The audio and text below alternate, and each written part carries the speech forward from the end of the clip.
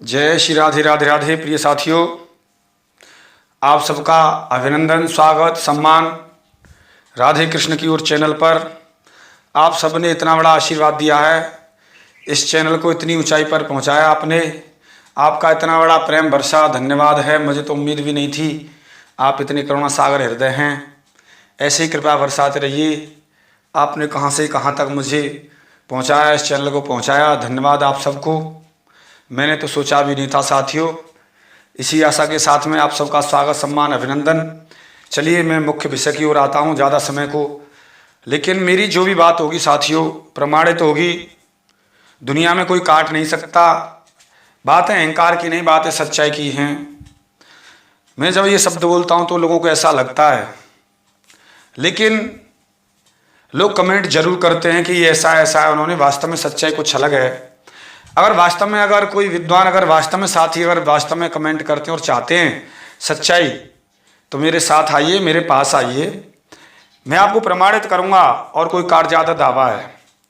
Comment वही करते हैं जिन्होंने लघु सिद्धांत कौमुदी नहीं पढ़ी है, जिन्होंने व्याकरण आदि शास्त्र नहीं पढ़े हैं, इनसे बहुत दूर रहे हैं, वही व्यक्ति कमेंट करते हैं। निश्चित है, डेफिनेट है। सच्चाई जिसने पढ़े हैं वो तो अपने आप जान जाएगा ये कहाँ से है, कौन सी चीज़ है। चलिए मुख्य विषय पर आते हैं साथियों, बात लंबी हो जाएगी। मुख्य विषय ये है कि जो लंका की रक्षा करती थी लंकिनी, वह कौन थी, हनुमान जी से क्या संबंध था, उसका क्या नाम था, और रावण के वध के बाद वो कहाँ चली गई। ऐसे कई विषय हैं जिनको मैं आज सुलझाना चाहता हूँ, लेकिन इस वीडियो में मैं खाली इसी विषय को प्रस्तुत करूंगा। वह रावण के वध के बाद कहाँ चली गई, उसका क्या हुआ, कैसे हुआ। हनुमान जी ने उस पर मुष्टिका प्रहार की थी, फिर भी उसके बाद में वह कहाँ चली गई, उस विषय को मैं लेता हुआ साथियों इस तरीके से चलता हूं। जब हनुमान जी ने उस लंकिनी में घूंसा मारा था, लात मारी थी, प्रहार किया था, तो उस समय लंकिनी का क्या हुआ, कैसे हुआ, उस बात को प्रस्तुत करने जा रहा हूं साथियों। ये है कि हनुमान जी ने जब उछलकर जबरदस्त मुक्का उन्होंने लंकिनी पर जमाया, वह गिर पड़ी। नगर के महाद्वार पर स्थित मंजिल वाला घर चकनाचूर हो गया। लंकिनी के गिरने से देख आक्रमण करने बहुत से राक्षस हनुमान जी पर प्रहार करने लगे, और वहाँ से हनुमान जी ने सबको मारा और आगे चले गए। तब लंकिनी को ब्रह्मा जी का पूर्व में कथित वचन स्मरण आया। हनुमान जी ने घूंसा मारा था, तब लंकिनी को ब्रह्मा जी का कथित वचन, पूर्व समय में जो ब्रह्मा जी ने उन्हें वरदान दिया था, वचन दिए थे, वो याद आया। क्या याद आया? उस समय भी वह पहचान गई कि कपिनायक यह राम के सेवक हैं। उसे कैसे पता चलता कि ये भगवान के सेवक हैं, लेकिन सच्चाई तो उसे तब पता पड़ी कि पहले ब्रह्मा जी ने बताया था। राक्षस राज रावण की पत्नी के सुहाग के लुट जाने पर वह विधवा होने में देर नहीं है।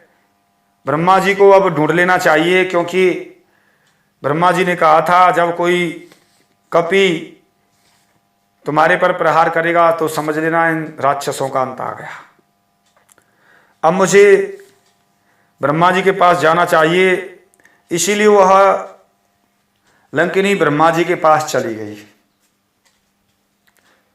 ब्रह्मा जी के पास से फिर कहाँ जाती है, अब देखते हैं साथियों।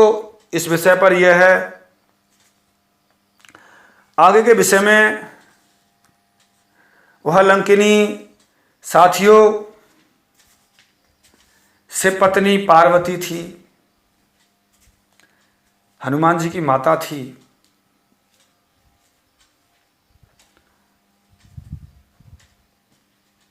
उसके बाद में वह शिव जी के पास चली गई। हनुमान जी की बात सुनकर वह चामुंडा देवी लंकिनी लंका की ओर देखकर कैलाश की ओर चली गई। कैलाश पर चली गई, शिव जी के पास चली गई साथियों। बात को मैं यहाँ पर इतना ही बताना चाहता हूँ, मुख्य विषय को, क्योंकि वो कहाँ गई थी, शिव के पास चली गई थी लंकिनी।